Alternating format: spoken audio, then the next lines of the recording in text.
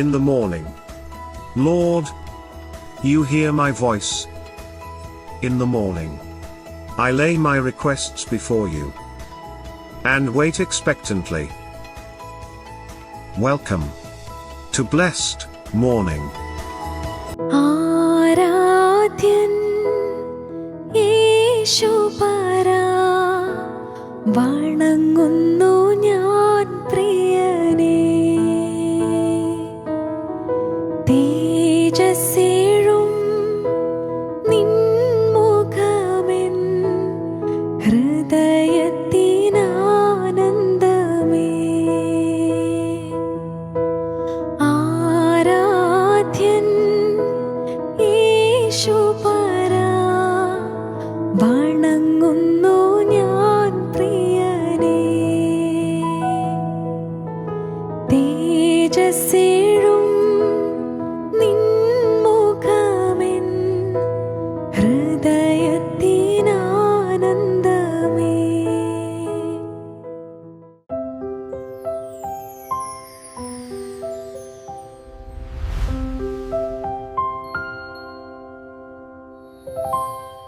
പ്രിയരെ, അനുഗ്രഹിക്കപ്പെട്ട ഒരു പ്രഭാതം കൂടെ നമ്മുടെ ജീവിതത്തിൽ അനുവദിച്ചു തന്ന വലിയവനായ ദൈവത്തെ നമുക്ക് ഒരുമിച്ച് ചേർന്ന് നന്ദി പറയാം. എത്ര പേർ പറയും, ഞാൻ നിന്നതല്ല, എൻ്റെ ദൈവം എന്നെ നിർത്തിയതാണ്. ഒന്നുകൂടെ പറഞ്ഞു കഴിഞ്ഞാൽ 2026 ഓഗസ്റ്റ് മാസം 23 വരെയും എന്നെയും എൻ്റെ കുടുംബത്തെയും കണ്ണിലെ കൃഷ്ണമണി പോലെ സൂക്ഷിക്കുകയും വിടുവിക്കുകയും ചെയ്ത വലിയവനായ ദൈവത്തിന് നന്ദി പറഞ്ഞുകൊണ്ട് ഈ പ്രഭാത ചിന്തയിലേക്ക് നമുക്ക് ഒരുമിച്ച് അടുത്തു വരാം.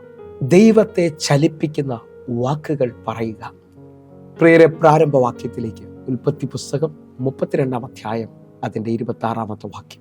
എന്നെ വിടുക, ഉഷസ് ഉദിച്ചിരിക്കുന്നല്ലോ എന്ന് അവൻ പറഞ്ഞതിന് നീ എന്നെ അനുഗ്രഹിച്ചിട്ടല്ലാതെ ഞാൻ നിന്നെ വിടുകയില്ല എന്ന് അവൻ പറഞ്ഞു. പ്രിയരെ, പ്രഭാതത്തിൽ ദൈവം നമ്മോട് ഇടപെട്ട അനുഗ്രഹിക്കപ്പെട്ട വചനത്തിനായി നമുക്ക് ഒരുമിച്ച് ചേർന്ന് ദൈവത്തിന് നന്ദി പറയാം.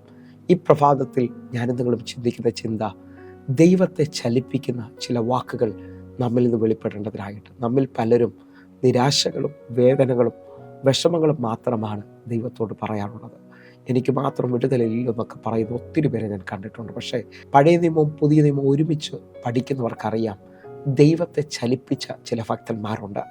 ദൈവം ചിലവർക്ക് വേണ്ടി വേഗത്തിൽ ചിലത് ചെയ്തതായി നമുക്ക് കാണാൻ കഴിയുന്നുണ്ട്. ആ നിലയിൽ ഒരു ചിന്തയാണ് ഇന്ന് നിങ്ങളുമായി ഞാൻ പങ്കുവയ്ക്കുന്നത്. ശ്രദ്ധിക്കാൻ പറ്റുമെങ്കിൽ ഉൽപ്പത്തി പുസ്തകത്തിൽ ഞാനും നിങ്ങൾ വായിച്ച പശ്ചാത്തലം എല്ലാവർക്കും അറിയാവുന്നതാണ്. പഴയ നിയമത്തിലെ ഭക്തനായ യാക്കോബ് ജീവിതത്തിനകത്ത് എങ്ങും എത്താതെ നിൽക്കുമ്പോൾ ഒരു തീരുമാനത്തോടെ തൻ്റെ കുടുംബത്തെ മുഴുവൻ അക്കരയാക്കിയിട്ട് താൻ യാബോക്ക് കടവിൽ തനിയെ ശേഷിക്കുന്ന ഭാഗമാണ്. അതില്ല, ആ തനിയെ ശേഷിക്കുന്ന ഭാഗം നമ്മളൊന്ന് വായിക്കാൻ ആഗ്രഹിക്കുകയാണ്. ഉൽപ്പത്തി പുസ്തകം 32 അധ്യായം അതിൻ്റെ 23 വാക്യം.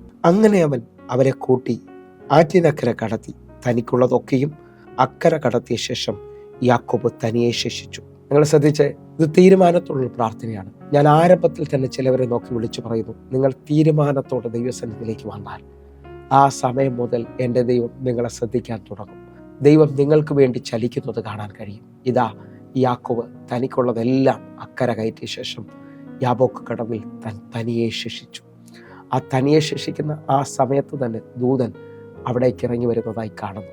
ആ സമയം മുതൽ കണ്ണുനീരിൻ്റെ നടുവിൽ യാക്കോബ് മല്ലുപിടിക്കുകയാണ് ദൂതനുമായി. ജയിക്കുന്നില്ലെന്ന് കണ്ടപ്പോൾ ദൂതൻ മറുപടി പറഞ്ഞ ഭാഗമാണ്, ഉഷസ്സാകുന്നു, എന്നെ വിടുക എന്ന. എന്നാൽ യാക്കോബ് പറയാണ്, നീ എന്നെ അനുഗ്രഹിച്ചിട്ടല്ലാതെ ഞാൻ നിന്നെ വിടത്തില്ല. എന്നെ കേൾക്കുന്നവരെ, ഒറ്റ രാത്രി കൊണ്ട് തൻ്റെ തീരുമാനത്തെ മാനിക്കുന്ന ഒരു ദൈവം. നിങ്ങൾ വിശ്വസിക്കുന്നവരാണെങ്കിൽ വർഷങ്ങളായി നിങ്ങൾ ചുമക്കുന്ന കടഭാരം, വേദനകൾ, ശാപത്തിൻ്റെ കെട്ടുകൾ, നിങ്ങൾ തീരുമാനത്തോടെ ദൈവസന്നിധിയിൽ നിൽക്കാമെങ്കിൽ ആൾ മാറിവരെ പോലെ നിങ്ങൾ പുറത്തു വരാൻ പോവുകയാണ്. നിങ്ങളുടെ ജീവിതത്തിനകത്ത് ഇന്നൊരു അസാധാരണ വിടുതൽ സംഭവിക്കുന്നത് കാണാൻ പറ്റും. ഞാൻ ഒന്നുകൂടെ നിങ്ങളോട് പറഞ്ഞു പോകാൻ ആഗ്രഹിക്കുകയാണ്. ഇതാ വഴിയരികിൽ ഇരിക്കുന്ന ഭിക്ഷ യാചിക്കുന്ന ഒരു മനുഷ്യനെ നമുക്ക് മാർക്കോസിന്റെ സുവിശേഷം 10 അധ്യായത്തിൽ കാണാൻ കഴിയും. അവൻ അപ്പൻ്റെ പേരിലാണ് അറിയപ്പെടുന്നത്, തിമായിയുടെ മകനായ വൃത്തിമായി. അവൻ ആ വഴിയരികിൽ ഇരിക്കുമ്പോൾ യേശു കർത്താവ് കടന്നു പോവുകയാണ്. യേശു കർത്താവ് വലിയൊരു പുരുഷാരവും തൻ്റെ കൂടെ പോകുമ്പോൾ താൻ അന്നുവരെയും കേൾക്കാത്ത ഒരു ആരവം കേൾക്കുന്നു. അവൻ ചോദിച്ച ഉച്ചത്തിൽ, ഈ കടന്നു പോകുന്നത് ആരാണ്? അവിടെ നിൽക്കുന്ന പുരുഷാരം പറഞ്ഞു, നസറയന യേശുവാണ് ഈ കടന്നു പോകുന്നത്. എന്നെ കേൾക്കുന്നവരെ, അവൻ നസറയന യേശുവെ അല്ല വിളിച്ചത്.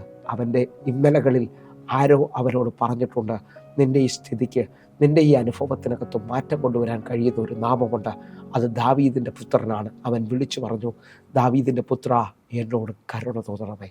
ഉച്ചത്തിൽ നിലവിളിച്ച ആ സമയത്ത് തന്നെ ആ നിന്ന പുരുഷാരം മുഴുവൻ അവനെ എതിർത്തു. നിനക്ക് വേണ്ടിയല്ല യേശു ഇതിലെ പോകുന്നത്, അല്ലെങ്കിൽ യേശു നിനക്ക് വേണ്ടിയല്ല ഇതിലെ പോകുന്നത് എന്ന് പറഞ്ഞു. ആ സമയത്ത് തന്നെ അല്ലെങ്കിൽ അവൻ്റെ വിളി നിർത്തിയില്ല, അവൻ നിരാശ പറഞ്ഞില്ല. അവൻ വീണ്ടും ഉച്ചത്തിൽ വിശ്വാസത്തോടെ വിളിച്ചു. ആ വിളിക്കകത്ത് എൻ്റെ യേശു കർത്താവ് നിൽക്കുകയാണ്. ഈ പ്രഭാതത്തിൽ ഞാൻ കൂടെ വിളിച്ചു പറയുന്നു.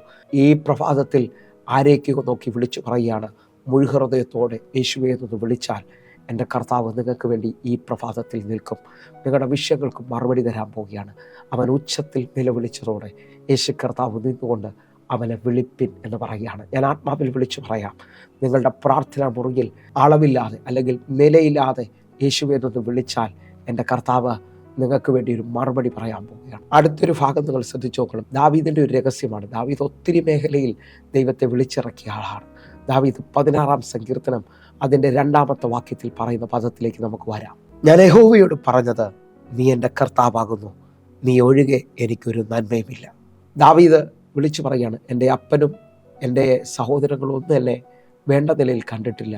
എൻ്റെ ചെറുപ്രായത്തിൽ തന്നെ അവർ എന്നെ കാട്ടിലേക്ക് അയച്ചു. പക്ഷെ ഞാൻ യഹോവയോട് പറയാണ്, നീ എൻ്റെ കർത്താവാണ്, നീ എൻ്റെ രക്ഷിതാവാണ്, നീ ഒഴികെ എനിക്ക് ഈ ഭൂമിയിൽ വേറൊരു നന്മയുമില്ല. വിശ്വസിക്കുന്നതിനുണ്ടെങ്കിൽ ജീവിതത്തിനകത്ത് എങ്ങും എത്തിയില്ല, ആരും നിങ്ങളെ സ്നേഹിക്കുന്നില്ല, എല്ലാ നിലയിലും നിങ്ങൾ ഒറ്റപ്പെട്ടതുപോലെയൊക്കെയാണ് തോന്നുന്നതെങ്കിൽ നിങ്ങൾ കർത്താവിനോട് പറഞ്ഞാട്ടെ, നീ എൻ്റെ ദൈവമൊന്നും അല്ല പറയേണ്ടത്, നീ എൻ്റെ അപ്പനാണ്, നീ എൻ്റെ എല്ലാമാണ്, നീ എൻ്റെ രക്ഷകനാണ്.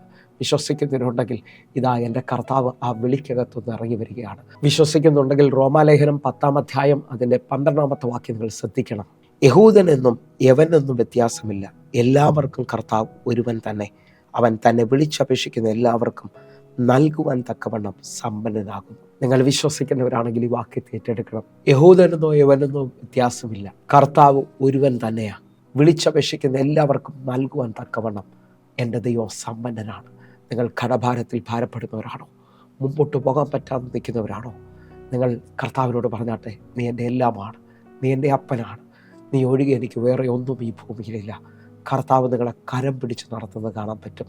കാരണം ജാതീയ മാർഗത്തിൽ നിന്ന് കയറി വന്ന ഓരോ ദൈവമക്കളും വിളിച്ചു പറയാണ്, അങ്ങൻ്റെ പിതാവാണ്, അങ്ങൻ്റെ അപ്പനാണ്. നിങ്ങൾ വിശ്വസിക്കാൻ പറ്റുമെങ്കിൽ അനേക ദൈവങ്ങളുടെ നടുവിൽ ഒരു ദൈവത്തെ അല്ല നിങ്ങൾ വിളിക്കുന്നത്. ഞാനും നിങ്ങളും വിളിക്കുന്നത് ദൈവങ്ങളുടെ മുകളിൽ നിൽക്കുന്നവരെയാണ്. രാജാതി രാജാവ്, കർത്താതി കർത്താവ്, ദ ലോർഡ് ഓഫ് ലോർഡ്. വിശ്വസിക്കുന്നവരുണ്ടെങ്കിൽ അവനെ വിളിക്കുകയാണ് ഒരു വ്യത്യാസമില്ലാത്ത നിലയിൽ. ഇന്ന് ഈ പ്രഭാതത്തിൽ ഞാൻ കൊണ്ട് വിളിച്ചു പറയട്ടെ, നമുക്ക് ദൈവമേ എന്ന് വിളിക്കുന്നതിനേക്കാൾ വലിയ പദവിയാണ് കിട്ടിയിരിക്കുന്നത്. അപ്പാ എന്ന് വിളിക്കാൻ. അപ്പാ എന്ന് വിളിച്ചുകൊണ്ട് ആഴമായി ഒന്ന് വിളിക്കാൻ പറ്റുമെങ്കിൽ നിൻ്റെ സങ്കടങ്ങളെ, നിൻ്റെ കണ്ണുനീരിനെ മാറ്റാൻ ദൈവത്തിന് കഴിയും. ഒന്നുകൂടെ നിങ്ങൾ ശ്രദ്ധിക്കണം കേട്ടോ. ഇതാ യേശു കർത്താവിന് പ്രിയനായ ലാസർ മരിച്ചു. 4-ാമത്തെ ദിവസം യേശു കർത്താവ് ആ കല്ലറയുടെ അടുക്കിലേക്ക് വരുമ്പോൾ ഇതാ അവൻ്റെ സഹോദരിയായ മറിയ അവൻ്റെ കാൽക്കൽ വന്ന് വീണു. നിങ്ങൾ ശ്രദ്ധിച്ച് നോക്കിയേ, യോഹന്നാന്റെ സുവിശേഷം 11:33 വാക്യം. അവൾ കരയുന്നതും അവളുടെ കൂടെ വന്ന യഹൂദന്മാർ കരയുന്നതും യേശു കണ്ടിട്ട് ഉള്ളം നൊന്ന് കലങ്ങി. 34 വാക്യം. അവനെ വെച്ചത് എവിടെയെന്ന് ചോദിച്ചു. കർത്താവെ, വന്ന് കാണുക എന്ന് അവർ അവനോട് പറഞ്ഞു. യേശു കണ്ണുനീർ വാർത്തു. ഇതാ തൻ്റെ സഹോദരിയായ, തനിക്ക് പ്രിയമായവൾ കരയുന്നത് കണ്ടപ്പോൾ, അവളുടെ കൂടെ നിൽക്കുന്നവർ കരയുന്നത് കണ്ടപ്പോൾ എൻ്റെ കർത്താവിൻ്റെ ഉള്ളം നൊന്തു എന്നാണ് കാണുന്നത്. അവൻ കണ്ണുനീർ വാർത്തു. ബൈബിളിലെ ഏറ്റവും ചെറിയ വാക്യങ്ങളിലൊന്നാണ് യേശു കണ്ണുനീർ വാർത്തു എന്നുള്ളത്. നിങ്ങൾ വിശ്വസിക്കുന്നവരാണെങ്കിൽ നിങ്ങളുടെ ജീവിതത്തിനകത്ത് ഇപ്പോൾ ഒരു അത്ഭുതം സംഭവിക്കും. നീ കരയുന്നത് കണ്ട് മാറി നിന്ന് ചിരിക്കുന്ന ഒരു ദൈവമല്ല കേട്ടോ. നിൻ്റെ ഉള്ളം കലകുന്നത് കണ്ടാൽ ഓടി നിൻ്റെ അടുക്കൽ വരുന്നവൻ. ഒന്നുകൂടെ ഒന്ന് വിശ്വസിക്കാൻ പറ്റുമെങ്കിൽ ഒറ്റ ഭാഗം കൂടെ ഒന്ന് പറയുക. യായിറോസ് പള്ളിപ്രമാണിയായിട്ടും വലിയ പുരുഷാരവുമായി കടന്നു വരുന്ന യേശു കർത്താവിൻ്റെ അടുക്കലേക്ക് ആ കാൽക്കൽ വന്ന് വീണിട്ട് വല്ലാതെ അപേക്ഷിച്ചു, എൻ്റെ കൊച്ചുമകൾ അത്യാസനത്തിലിരിക്കുന്നു, അങ്ങ് വന്നൊന്ന് കൈവച്ച് എൻ്റെ മകളെ സൗഖ്യമാക്കണമേ. നിങ്ങൾ വിശ്വസിക്കുന്നവരുണ്ടാവും. ആ കാൽക്കൽ മുറുകെ പിടിച്ച് കണ്ണുനീരോടെ അപേക്ഷിച്ചവൻ്റെ കൂടെ യേശു കർത്താവ് പോകാൻ പോവുകയാണ്. നമുക്കൊരുമിച്ച് ആ വാക്യം കൊണ്ടൊന്ന് വായിച്ച് പ്രാർത്ഥിക്കാം. മർക്കോസിന്റെ സുവിശേഷം 5-ാം അധ്യായം 24-ാമത്തെ വാക്യം. അവൻ അവരോടുകൂടെ പോയി വലിയ പുരുഷാരം പിഞ്ചെന്നു അവൻ എത്തിക്കൊണ്ടിരുന്നു. നിങ്ങൾ വിശ്വസിച്ച്, വലിയ പുരുഷാരമാണ് കൂടെ പോയത്. പക്ഷേ എൻ്റെ കർത്താവ് ആ കാൽക്കൽ വീണവനോട് കൂടെ പോവുകയാണ്. നിങ്ങൾ വിശ്വസിക്കാൻ പറ്റുമെങ്കിൽ ഈ പ്രഭാതത്തിൽ നിങ്ങളുടെ ഭവനത്തിലേക്ക് യേശുവിനെ നിങ്ങൾ വിളിച്ചു കയറ്റാൻ പോകുക. നിങ്ങളുടെ ഭവനം ദുഃഖത്തിലും വിഷമത്തിലും വേദനയിലുമാണെങ്കിൽ ആ ഭവനത്തിൻ്റെ സൈൻ മാറാൻ പോകുക. ഞാൻ ആത്മാവിൽ വിളിച്ചു പറയാം, ഒരു വീട്ടിനകത്ത് ദുഃഖവും രോഗവും പ്രയാസവും കടബാധ്യതകളും ഇനി മുമ്പോട്ടൊരു സാധ്യതയില്ലെന്നൊക്കെ പറഞ്ഞാൽ യേശു ആ ഭവനത്തിൽ കയറിയാൽ ആ ഭവനത്തിന് രക്ഷ വന്നു എന്നുള്ളതാണ്. എന്ന് പറഞ്ഞാൽ ഭവനത്തിന് സൈൻ തിരിയാൻ പോകുന്നു, വിലാപം നൃത്തമാകുന്നു, നിങ്ങളുടെ വീട്ടിൽ സന്തോഷം വെളിപ്പെട്ട് വരാൻ പോകുന്നു, സമാധാനം വെളിപ്പെട്ട് വരാൻ പോകുന്നു. കർത്താവിനെ വിളിച്ചെഴുന്നേൽപ്പിക്കുന്ന, കർത്താവിനെ പിടിച്ചു കൊടുക്കുന്ന ചില പദങ്ങൾ പറഞ്ഞ് ഈ പ്രഭാതത്തിൽ ദൈവപ്രവർത്തിയിലേക്ക് വരാം. നമുക്ക് കണ്ണുകൾ അടയ്ക്കാം, പ്രാർത്ഥിക്കാം. ഞങ്ങളെ സ്നേഹിക്കുന്ന ഞങ്ങളുടെ നല്ല കർത്താവെ, ഞങ്ങൾ ഒരുമിച്ച് ചേർന്നുകൊണ്ട് അപ്പാ എന്നൊന്ന് വിളിക്കുക.